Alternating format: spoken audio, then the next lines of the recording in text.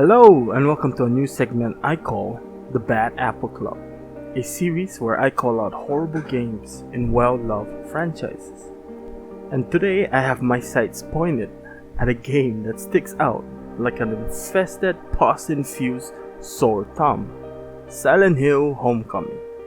Now, I know what you're thinking, but Holeponcher, every Silent Hill game made by Western developers sucked. And that's somewhat true, with Silent Hill Origins failing to innovate and seems just like a carbon copy of the first 4 games. Then we have Silent Hill Shattered Memories was an unnecessary soft reboot of the first Silent Hill. And Silent Hill Downpour was a buggy mess with subpar story. Shit, even Team Silence's Silent Hill 4 left me feeling down and out. But they all have redeeming qualities and oddly makes them unique while still keeping that Silent Hill feel. But nothing compares to how Homecoming dropped the ball big time. Homecoming was developed by Double Helix with Konami as publisher. The game was released on September 30th, 2008 for both PS3 and the Xbox 360, with the PC version launching on November 6, 2008. The Silent Hill franchise, especially the first 3, is widely beloved by many fans. The series is unique with their own take on the horror genre. While most horror games at the time focuses on gore and action, Silent Hill prioritizes with psychological and personal horror, with disturbing sounds and visuals. So let's see why Silent Hill Homecoming is my first choice to join the Bad Apple Club. And if it's not obvious at this point, spoiler alert, okay? Alright, let's begin.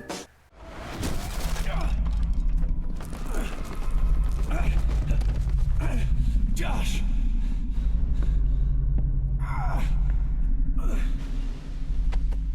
Please help me. Josh! Don't let me fall!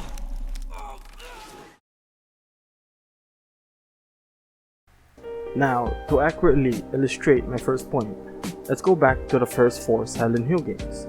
In Silent Hill, we have Harry with her daughter Cheryl, and after swerving to avoid what looks like a girl on the road, he crashes the vehicle and loses conscience.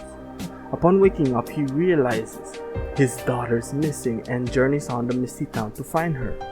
In Silent Hill 2, we find James Sunderland already in Silent Hill, and the reason for his visit is because he recently received a letter from his deceased wife Mary, informing him that she will be waiting for him in their special place.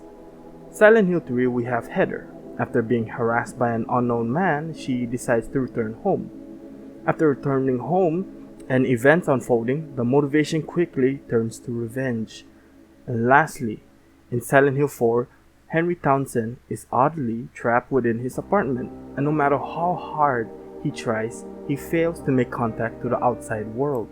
The only way to travel outside his apartment seems to be through a gaping hole in his restroom.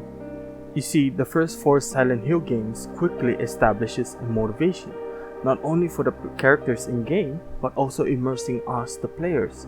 No matter how bizarre the story takes us, we press on forward, because we too want to find Cheryl. We too are also curious if Mary really did send James that letter. Here's Homecoming's opening. We start up tied to a gurney being wheeled into a room. After escaping the gurney, we find a kid and fail to help Alex do something. Later, after tasting steel, we found out that this was all just a dream. We see Alex bombing a ride into Shepherd Glen, and after a brief jog, we reach Alex's house. We find Alex's mom, then we go down to the basement, fight our first enemy, and at this point, at 30 minutes of gameplay, no real motivation is set for the protagonist. Since no motivation is set early on, it leaves us with not understanding or even caring about Alex and his journey into madness, right? Why is Harry going through hellish conditions? Because he loves his daughter and wants to protect her like any caring parent will. Why is James subjugating himself to torment? Because he wants to embrace his wife once more. Why is Alex fighting a monster? We don't know, because nothing is established yet. No rules have been placed, so we don't know if this creature have come from Silent Hill or is an actual creature only unique to Shepherd's Glen. This lack of motivation in the beginning really fails to immerse me or even make me care about what's going on with Alex or anyone he meets.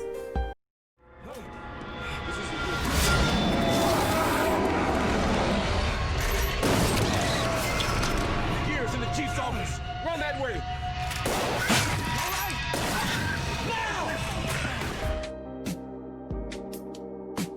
Now, inspiration with the right people can be an effective tool.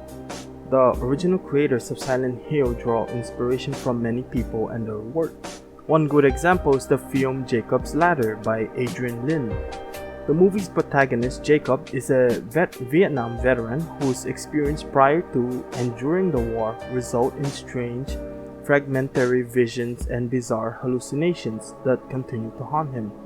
As his ordeal worsens, Jacob desperately attempts to figure out the truth, and the movie is chock full of psychological horror like the past Silent Hill games. The film and the first 4 Silent Hill games show different people, different environment, and different challenges they have to face, but the feel and the horror is very much the same. This of course is a superior example of inspiration. Silent Hill Homecoming at best imitates their source material. We have Mr. Boring here looking for his kid brother. Just like in Silent Hill, he has to deal with radical occult members. Just like in Silent Hill, they even shamelessly emulated the hospital scene in Jacob's Ladder. This proves that Double Helix had no idea on what makes a Silent Hill game a Silent Hill game. Instead of doing their research and getting inspiration from the previous Silent Hill games or Team Silence's inspiration, they figured it was a better idea to imitate it instead. You see, Silent Hill usually has a theme. In Silent Hill 2, the Misty Town reflects on their psyche and is only visible to them and haunts them accordingly. Let's look at Angela Orozco. We meet her first at the cemetery and seems normal, maybe because, like James, she just arrived. The next time we see her, she now shows some kind of psychological affliction. And finally, we learn, and again, spoiler alert, it's hinted that she was sexually abused by her father. We learn this by her, but more importantly by the design of the monster. Abstract Daddy, the name of the creature, is a reflection of Angela's psychological torment in physical form. Homecoming shows no reason why the monsters look the way they look. Why is this nurse enemy so enticing? Why the fuck is Pyramid Head here? Pyramid Head is unique to James Sunderland and serves to help James find his way. No one else but him sees Pyramid Head, so it has no reason or rhyme. Now, the boss designs deserve praise. Each boss reflects perfectly on how they died or what they loved. It just bums me out that those were their main concerns.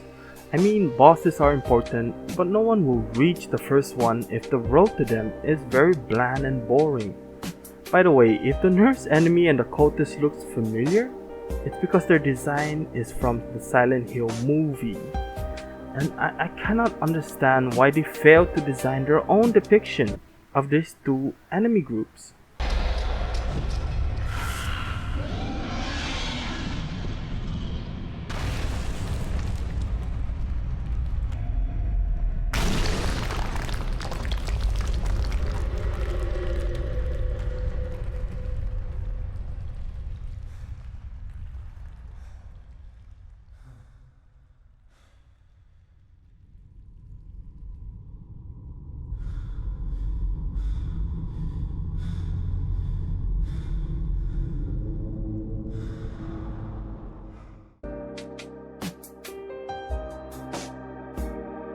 Homecoming thought it would be a good idea to try and improve the fighting mechanics by adding a dodging feature, and in hindsight, that was probably a good idea.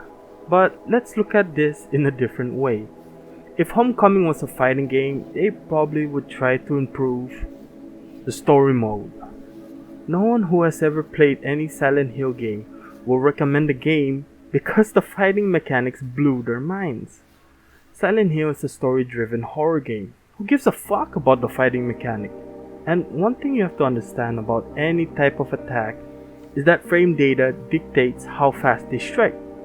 So in theory, the knife is the best weapon in the game because of its quick, continuous strikes, rendering the rest of the melee weapons completely useless. And that's just bad game design. Usually you have to work for the best weapon in the game with either grinding for it. But no, not Homecoming. Sure, the knife is weaker, but with its continuous uninterruptible striking capabilities, your enemies won't have a chance to counterattack. And can I ask what's up with the spinning knife attack? If I'm up against unholy monsters from hell, I would be scared stiff of them. I would always keep them within my eyesight. So seeing an unnecessary attack that not only leaves me blinded, but also points my back towards them, looks unrealistic to me. And I know this is just a game, right? Relax, Holeponcher. But this ruins the immersion for me, which is what the point of Silent Hill is, or any other good game. I'm supposed to believe the world Alex is going through, and acknowledge his trials and tribulations. Because of this misfire and the previous points, the twist in the end fails to evoke any type of emotion from me, other than disappointment. Are you okay? It's getting worse, Alex. The whole town is falling apart. And there's nothing we can do about it.